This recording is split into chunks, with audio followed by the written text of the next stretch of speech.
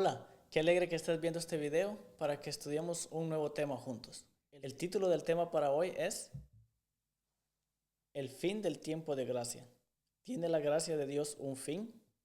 Seguramente ya has escuchado este tema, no sé en qué denominación cristiana estés o si no eres cristiano, pero en la mayoría de las denominaciones cristianas se predica acerca de que un día la gracia de Dios tendrá un fin, la gracia de Dios tiene un límite y lo mejor sería que antes de que esa gracia se acabe, tú puedas aceptarlo.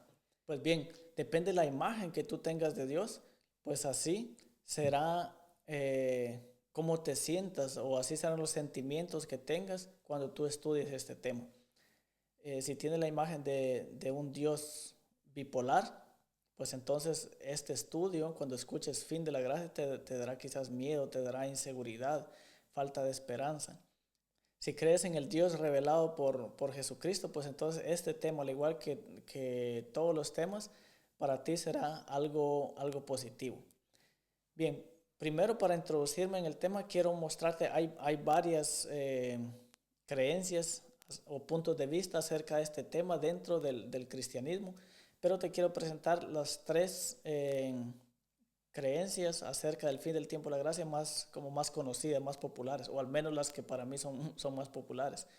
Como te digo, hay muchas, pero solo voy a mencionar tres y son las siguientes. Salvación dentro del milenio. Es, los que creen en esta idea dicen que Jesús va a venir y después se va a llevar solo a sus hijos, y a los que no lo quisieron aceptar les va a dar 1000 años de oportunidad. En esos 1000 años sus hijos van a reinar sobre esta tierra y ellos van a poder ver cómo es la diferencia entre que reine Satanás y que reine Dios y su pueblo. Pues en esos 1000 años tendrán el chance de aceptar a Dios o no. Entonces ese es como el último tiempo de gracia. Ahí termina la gracia después de esos 1000 años. La otra idea del fin del tiempo de la gracia es en la segunda venida. Bueno, esto está claro, quiere decir que cuando Jesús venga por segunda vez en las nubes de los cielos a esta tierra, entonces ahí se acaba la gracia para todos, no importa lo que estemos haciendo, lo que hayamos creído o hayamos decidido en vida aquí en esta tierra, pues eso va a contar en ese momento. Si segundos antes me arrepentí y busqué a Jesús, pues tuve suerte. Y si no, pues ahí terminó mi oportunidad en el momento de que Jesús venga por segunda vez. Y la tercera, que aquí me quiero enfocar un poco más, es antes de la segunda venida. Bien, esto dice de que justamente antes de que Jesús venga, un tiempo que no se sabe cuánto tiempo, si va a ser muy largo o muy corto, se tiende más a decir que va a ser un tiempo corto antes de que venga Jesús. La gracia se acabará para toda la humanidad. Muchos van a comer, beber, sin saber que la gracia se ha terminado. Y entonces la gente va a seguir haciendo sus actividades, pero son ignorantes de lo que pasó y está pasando en el cielo, y de que su futuro ya está decidido. Bien, esta idea dice de que antes de que Jesús venga, el fin del tiempo de gracia se puede acabar en tres formas para nosotros como personas. Y estas formas son las siguientes. El pecado contra el Espíritu Santo. Bien, aquí se dice de que cuando hemos conocido a Dios y hemos rechazado su llamado, entonces endurecemos tanto nuestro corazón o nos hemos decidido tanto por el otro reino que no es el reino de Dios, que abiertamente y conscientemente hemos rechazado a Jesús. Entonces, aunque falte mucho para que Jesús venga, ahí la gracia como que no es que haya terminado para mí, sino que yo mismo la rechacé. Bien, la segunda forma de cómo la gracia de Dios se puede acabar para mí antes de que Jesús venga es la siguiente. Cuando la persona muere. Bien, aquí es lógico, quiere decir que mientras yo tenga vida, tengo la oportunidad de conocer y aceptar a Jesús. La Biblia es clara cuando dice que los muertos nada saben. Cuando nosotros llegamos a morir, pues estamos en un estado donde somos inconscientes, somos polvo, somos nada, y no podemos ahí tomar decisiones. Entonces la oportunidad es mientras vivo. Y la tercera idea de cómo puede acabar la gracia antes de que Jesús venga es, pues, lógicamente este mismo punto. Se dice de que antes de que Jesús, o poco antes de la segunda venida de Jesús, muchas personas no lo van a saber y la gracia ya se habrá acabado.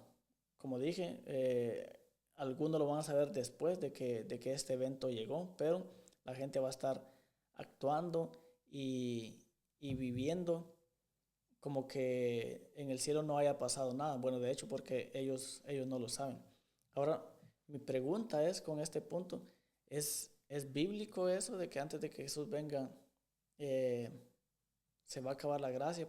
Va a llegar un día donde Él dice, bueno, hasta aquí le doy oportunidad a la humanidad y de ahí para adelante, aunque quieran, pues ya no los perdonaré y los que me aceptaron, pues sean bienvenidos. Los que apoyan esta idea se basan en algunos textos que les quiero mostrar ahora. Por ejemplo, Apocalipsis 22:11, que dice de la siguiente manera: el que es injusto, sea injusto todavía, y el que es sucio, ensúciese todavía, y el que es justo, sea todavía justificado, y el santo, sea santificado todavía. Bien, cuando leo este texto, para mí es un texto que no está hablando del fin del tiempo de la gracia. Yo lo veo como un texto sacado del contexto. No sé cómo lo ves tú. Podrías escribir en los comentarios tu opinión. Para mí, para defender esta idea, hay otros textos en la Biblia que sí podrían apoyar ese punto de que un día antes de que Jesús venga, la gracia se habrá acabado para la humanidad sin nosotros saberlo. Y ese texto te lo voy a mostrar ahora. Bueno, te voy a mostrar dos textos. Apocalipsis 15:8. Y fue el templo lleno de humo por la majestad de Dios y por su potencia, y ninguno podía entrar en el templo hasta que fueran consumadas las 7 plagas de los 7 ángeles. Bien, entonces este texto dice que las plagas sabemos que van a suceder antes de que Jesús venga, y justamente antes de que pase eso, el templo allá en el cielo de Dios, el santuario, se llenó por su majestad, por su poder, por su potencia, y nadie podía entrar ahí. Bien, entonces creemos de que Jesús está haciendo la función de interceder, de salvarnos, está salvándonos en el santuario celestial y en un lugar específico que se llama lugar santísimo. Bien, entonces de ahí se cree de que como nadie puede entrar en el santuario, pues entonces el santuario está vacío y Jesús, que intercede ahí, pues ya no puede interceder, o no es que no pueda, sino que dejó de interceder. Pero te pregunto, y yo me pregunto también, ¿tiene que estar Jesús en un lugar específico para cumplir la función de intercesor? ¿Solo ahí puede Él salvar? ¿Solo ahí puede Él dar gracia? ¿O es independientemente del lugar donde esté, Él puede fungir siempre como nuestro intercesor? Lo interesante con este texto de Apocalipsis es que hay un texto paralelo en el Antiguo Testamento que tiene muchas cosas, muchos puntos similares, pero tienen una pequeña que a la vez es gran diferencia. Lo vamos a leer ahora y después lo vamos a comparar los dos textos. El texto lo encontramos en 2 Crónicas 5:13b en adelante. La casa fue llena de una nube, la casa del Señor, y no podían los sacerdotes estar para ministrar por causa de la nube, porque la gloria del Señor había llenado la casa de Dios. Si no me equivoco, este fue el templo de Salomón, y cuando entró la presencia de Dios ahí como una nube, dice que nadie podía entrar y los sacerdotes no podían ministrar, no podían hacer esa función de ser los intermediarios entre el pueblo y Dios. Cuando llegaban ellos, los sacerdotes se encargaban de hacer todos los servicios que allí se hacían para el pueblo. Cuando un pecador llegaba, por perdón, para encontrar gracia. Pero como en ese momento la presencia de Dios estaba en el santuario, los sacerdotes terrenales no podían entrar y por lo tanto no había quien intermediara por el pueblo, no había quien le ayudara al pueblo a hacer esos rituales para encontrar el perdón de los pecados. Ahora voy a poner las similitudes de los dos textos y ahí te voy a mostrar también la pequeña, pero a la vez gran diferencia entre este texto de Segunda de Crónicas y Apocalipsis. Mira, el templo de Salomón, el que está a la izquierda, es lo que leímos en Segunda de Crónicas, y el templo en el cielo, entre paréntesis, Dios, es lo que leímos en Apocalipsis. Bien, el templo de Salomón fue lleno por una nube. El templo de Dios lleno por humo. En Crónicas, el templo fue lleno por la gloria de Dios. En Apocalipsis, lleno por la majestad y potencia de Dios. En Crónicas, los sacerdotes no pudieron entrar. En Apocalipsis, nadie podía entrar. En Crónicas, y aquí viene la pequeña, como te digo, y gran diferencia. Los sacerdotes no podían ministrar, pero en Apocalipsis, Juan se ahorró eso y no lo escribió. Bien, aquí podemos sacar deducciones. ¿Por qué no lo escribió Juan? Porque él dio por sentado también de que, así como los sacerdotes no podían ministrar allá en el templo de Salomón, los sacerdotes terrenales, así Jesús aquí tampoco podía ministrar, o no lo puso porque un ser humano está limitado para hacer su tarea de ministrar, pero Dios nunca está limitado para ministrar por ti, para salvarnos a ti y a mí. Yo más creo lo segundo, Dios no está limitado. Jesús no tiene que estar en un lugar específico y solo ahí Él tiene la capacidad de salvarme. Jesús puede salvarme en cualquier lugar y en cualquier momento de esta historia y de la eternidad. Hay otro texto que se usa para apoyar esta idea de que antes de que Jesús venga se acabará la gracia y la humanidad aún no lo sabrá. El texto está en Daniel, el capítulo 12 y versículo 1. En aquel tiempo se levantará Miguel, el gran príncipe que vela sobre los hijos de tu pueblo. Será un tiempo de angustia, cual nunca hubo desde que existen las naciones hasta entonces. Y en ese tiempo tu pueblo será librado, todos los que se encuentran inscritos en el libro. Si leemos antes Daniel 7, vemos que Jesús se le acercó hacia el anciano de días, entonces hacia el Padre, y cumplió la función ahí de interceder, juzgar a nosotros, salvarnos. Y ya aquí en Daniel 12 dice que se levantó. Si se levantó es porque estaba sentado. Entonces se cree que cuando Él se levanta es porque deja esa función y no hay gracia. Entonces se acabó su función como intercesor y ahora viene la función de que viene a juzgar. Y muchos con la palabra juicio interpretan de una vez condena, castigo. Pero ya sabemos que no es así. El juicio de Dios es darme lo que yo quiero. Entonces, Él se levanta, el mismo texto dice, te lo voy a mostrar otra vez. Va a haber angustia en ese momento, dice, en la tierra. ¿Por qué? Porque los hijos de Dios van a ser perseguidos, porque el pecado está cobrando su máximo poder. Pero Él viene, se levanta para salvar, dice, a su pueblo, para librar a su pueblo. Entonces aquí se menciona otra palabra también que es tiempo de angustia. Y aquí se saca otro tema que es la angustia de Jacob, que lo vamos a tratar más adelante. Pero primero te quiero mostrar cómo funciona el fin del tiempo de la gracia.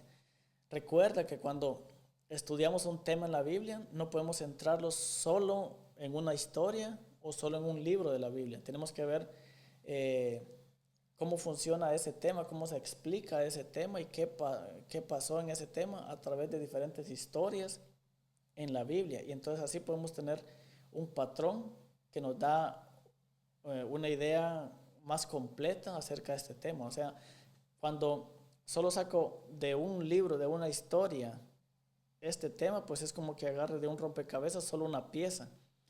pero cuando lo busco a través de toda la Biblia, pues tengo el panorama completo, tengo, por decirlo así, casi todas las piezas del rompecabezas y puedo ver la imagen completa o casi completa. Bien, ¿cómo funciona el fin del tiempo de la gracia? Mira, en primer lugar, el pecado va creciendo. El, los resultados del pecado poco a poco se van desatando más por las mismas decisiones que toman las personas. Después, los que son guiados por el espíritu del mal persiguen, oprimen y dan muerte a los seguidores de Jesús. Siempre para, para los que van en contra del reino de Dios, aún aún cristianos que siguen a Dios y creen en Dios, pero como digo, un Dios, no el Dios presentado por Jesús. Cuando el carácter de Dios se presenta, cuando el carácter de Dios se predica, eso ofende mucho, fastidia mucho, enoja a las personas que no tienen el Espíritu de Dios. Entonces, lo primero que hacen es perseguir, oprimir. Tanto creyentes como no creyentes persiguen a este pueblo que transmite y predica a Dios presentado por Jesucristo, a ese Dios que vino Jesús a presentarnos. Fue lo mismo que Jesús vivió cuando Él estuvo en esta tierra. Cuando Él presentó cómo realmente era su Padre, los mismos religiosos organizaron con el gobierno, en ese tiempo con Roma, una persecución para dar muerte a Jesús. Entonces, siempre que se predique al Dios revelado por Jesucristo, siempre esas personas recibirán persecución por las personas que tengan el espíritu contrario, el espíritu de Satanás, porque el espíritu de Dios nunca persigue, siempre es perseguido. Después, a estas personas que persiguen, Dios quiere salvarlos y les envía un mensajero. Les envía un mensajero para que puedan recapacitar y aceptarlo. Pero este pueblo rechaza ese regalo de la salvación y decide vivir sin Dios. Como decidieron vivir así, Dios respeta su decisión, que esto es juicio, y el pecado desarrolla su máximo poder destructor.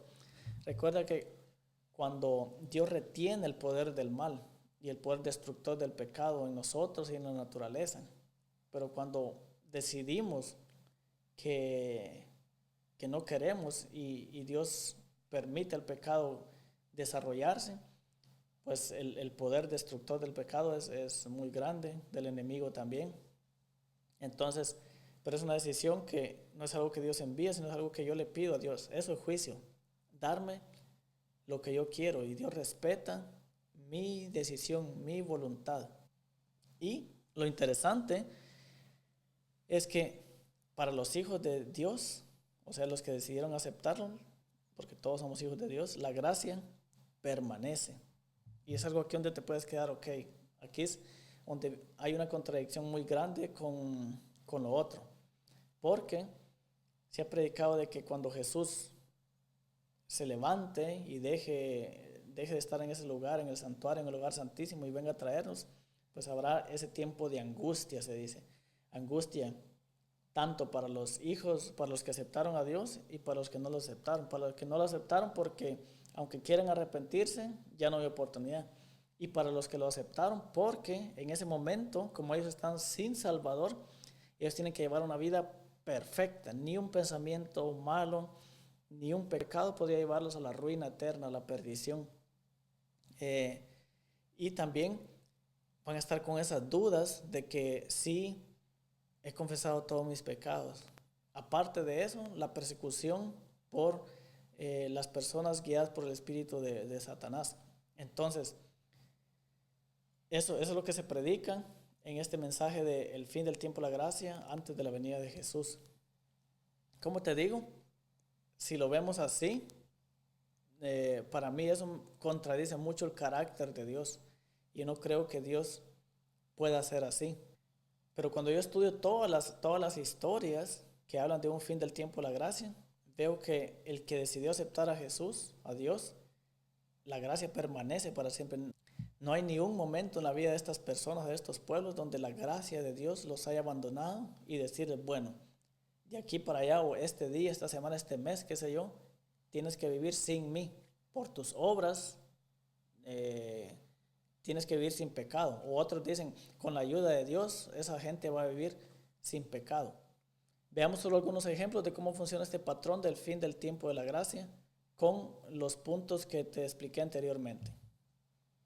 Por ejemplo, las personas antes del diluvio, Sodoma y Gomorra, Nínive, Jerusalén en el tiempo del fin. Si tú ves esto y puedes recolectar más historias en la Biblia también, todos tienen el mismo patrón. El pecado creció, hubo persecución contra los hijos de Dios, cuando se reveló el carácter de Dios, hubo persecución. Dios mandó mensajeros para que conocieran el mensaje de salvación, rechazaron, el pecado tomó un poder destructivo alto, pero la gracia de Dios permaneció para los que querían tenerla. Ahora yo me pregunto, si en todas las historias anteriores, Sodoma y Gomorra, Nínive, el diluvio, Jerusalén, la gracia de Dios continuó para los hijos de Dios, ¿por qué al final ahí sí no? ¿Por qué al final ahí sí el pueblo tiene que vivir un tiempo sin gracia? Un tiempo donde Dios no puede, digamos puede, pero no quiere, así se explica, perdonar a la gente, como que tú tuviste la mala suerte de vivir en este tiempo donde tienes que luchar por ti para estar sin pecado todos estos días, horas, meses, qué sé yo cuánto tiempo es. Mucha atención y no confundir. Muchos piensan que cuando se predica de esto, de que no se puede vivir sin pecado, entonces están diciendo, están motivando a la gente a pecar y a que vivan una vida desenfrenada. No, no es eso. Puede ser que sea posible, puede ser que no sea posible. En realidad creo que a Dios no le interesa tanto eso. A Dios le interesa la relación que tengamos con Él. Porque por mis méritos nunca va a ser posible el poder heredar la salvación. Todo eso depende única y exclusivamente de Jesús.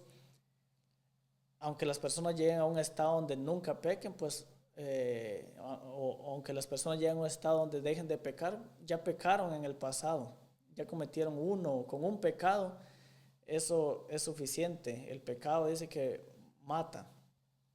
Entonces si tenemos pecado nosotros, pues el pecado nos va a dar la muerte, pero Dios es vida, entonces no depende de eso. Hay muchos que se afanan en eso y le meten una presión tan grande a la gente que les dicen, ahora tienes que empezar a vivir ya y a vivir sin pecado para que cuando llegue ese día entonces puedas estar preparado y no pecar más. Y la pobre gente hace esa lucha con fuerzas propias, se esfuerzan tanto y se concentran en eso, dejan a un lado la relación con Jesús y lo único que le piden a Dios es ayúdame a ser perfecto, ayúdame a ser perfecto, y viven en un estrés y en un miedo tan grande que ya no viven una vida feliz acá. El cristianismo es un cristianismo triste, lleno de temores, que no, en vez de alargar los días en esta tierra, los acortan, porque los sentimientos malos son muy insaludables también.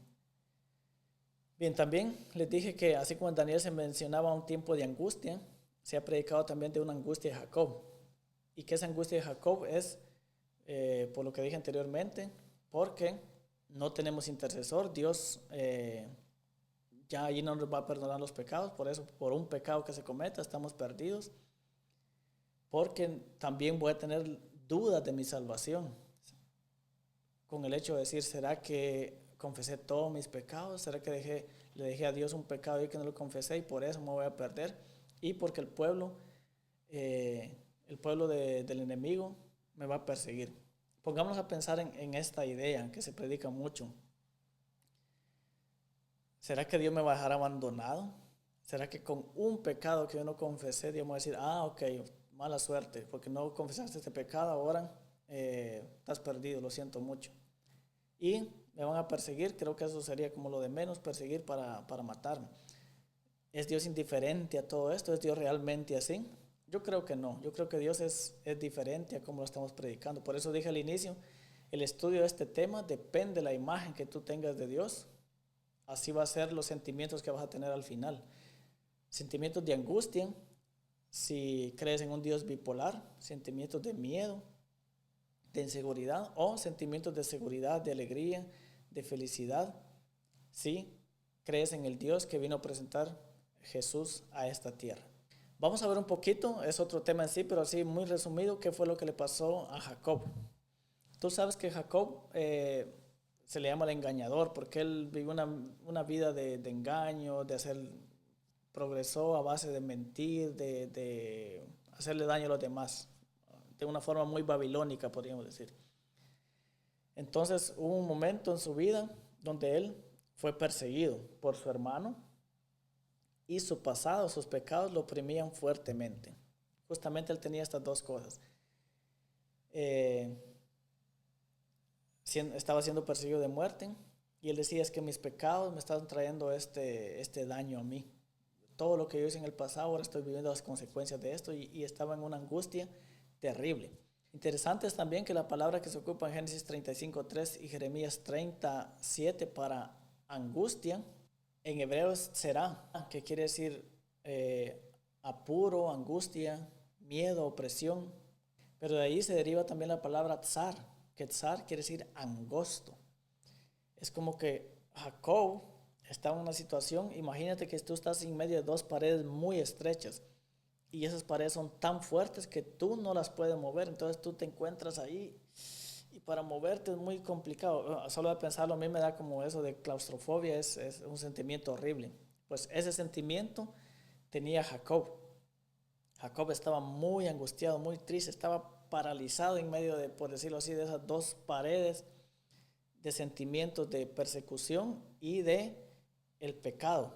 Satanás que te acusa siempre por tus pecados. Satanás acusaba a Jacob por esto y esto que hiciste, ahora estás pagando las consecuencias. Esas dos cosas, esas dos paredes de sentimientos tenían a Jacob inmovilizado. Recuerda que el miedo paraliza y no te deja avanzar.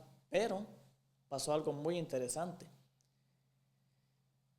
Dios llegó, el ángel llegó, y la primera reacción del ser humano cuando Dios llega es para ayudar, nunca para condenar. Satanás fue el que llegó con Jacob a decirle, por tus pecados estás así, y él indujo a perseguirlo. Pero Dios no, Dios siempre que llega en la situación que estés, si estás en una situación de que has caído tan bajo, nunca llega para acusarte, para restregarte tus pecados en la cara, sino siempre llega para ayudarte. Pero como Jacob tenía la imagen del Dios bipolar, él empezó a pelear con ese ángel, porque pensaba que era el enemigo, me imagino. Entonces, tú puedes leer la historia, no la voy a contar toda aquí, pero él llegó para ayudarlo. Y cuando Jacob simplemente reconoció quién él era, y él decidió, dijo, no, es que esto no lo puedo ganar por mí, tengo que entregarte a ti estos sentimientos, y Dios le dio la victoria. Después de eso, Jacob cambió su mentalidad acerca de Dios e hizo algo muy interesante. Mira este texto, Génesis 35:3. Vámonos pronto a Betel, pues allá voy a construir altar en honor del Dios que me ayudó. No del Dios que vino a condenarme, no del Dios que vino a restregarme los pecados en la cara en ese momento tan difícil para mí, sino el Dios que me ayudó cuando yo estaba afligido. Aquí afligido también se puede decir angustiado, y que me ha acompañado por donde quiera que he andado. Qué bonita esta historia. Después de que él estaba en una crisis en su vida por miedo a la muerte, los pecados que lo aplastaban, él se dio cuenta y conoció a Dios. Pensó que Dios llegó quizás a acusarlo, a restregar sus pecados, se puso a pelear con él, pero de ahí cuando se dio cuenta quién él era y quién era Dios, su mente cambió, su forma de pensar, la imagen de Dios cambió y dijo, le voy a hacer un altar al Dios que me ayudó, no que llegó a condenarme, a ese Dios que me ayudó y que me acompaña por donde quiera que yo voy. Y él dice, el Dios que me ayudó en mi aflicción. En tu aflicción, en tus miedos, Dios nunca va a llegar para condenarte o para hundirte más. Siempre va a llegar para ayudarte, para levantarte de ese lugar donde estás, de esa situación en la que estás, y darte alegría, darte esperanza, darte perdón. No dejarte ahí todo temeroso, no dejarte solo. Dios nunca te va a dejar solo. Jacob dijo, ese Dios que me ha acompañado por donde quieran que yo he andado. ¿Recuerdas al inicio? Mostré dos textos en Apocalipsis y en Crónicas. En Crónicas, cuando se llenó el santuario con la presencia de Dios, los sacerdotes no pudieron entrar a ministrar, pero en el santuario celestial no se decía nada de eso, que Dios o los sacerdotes no podían ministrar. Y yo dije de que yo creía de que Juan lo dejó así a propósito, que no escribió porque Dios siempre puede ministrar. Y esta idea la tomé del libro de Hebreos, porque Hebreos, el autor de Hebreos hace una comparación entre el sacerdocio de los humanos que había en el santuario allá en Israel y el sacerdocio de Jesús, y él hace unas diferencias muy bonitas entre esos dos sacerdocios y las diferencias para nosotros en cuanto al ministerio de esos dos tipos de sacerdocio. En el capítulo 7 de Hebreos lo puedes leer, yo solo voy a leer unos textos para mostrarte algo maravilloso. Mira Hebreos 7 a partir del versículo 24. Pero dado que Jesús vive para siempre, su sacerdocio dura para siempre. Por eso puede salvar una vez y para siempre a los que vienen, a Dios por medio de él, quien vive para siempre a fin de interceder con Dios a favor de ellos. Qué maravilloso texto. La palabra siempre se utiliza muchas veces y dice, los sacerdotes humanos habían veces que no podían interceder por el pueblo, porque se enfermaban, porque se jubilaban o porque no podían entrar al santuario, pero Jesús, Él vive para siempre, Él te puede salvar siempre, Él va a ser tu sacerdote siempre, nunca va a dejar de ser, nunca va a dejar de interceder por ti, porque Él lo que más quiere en esta vida, o lo que el anhelo más grande de su corazón es salvarte de la destrucción del pecado. Él quiere que lo conozcas y vivas para siempre por Él. Alex Rey dijo una frase que me gustó mucho, a ver si la puedo repetir, que es, Dios no quiere que lo sigas para salvarte, sino que Dios quiere que lo sigas para que te des cuenta que sería imposible que Él que no te salve. El máximo deseo de Dios es salvarte y que te des cuenta de eso, que lo conozcas. Por eso a mí no me cabe en la mente de que Dios nos va a dejar un momento a solas y que en ese momento me deja mi suerte. Si fallo, pues estoy perdido. No, Jesús, dice el autor de Hebreos, es mi sacerdote siempre, intercede por mí siempre y Él me va a salvar a mí para siempre. Esta idea también la tenía David en el Salmo 23. Salmo 23, versículo 6.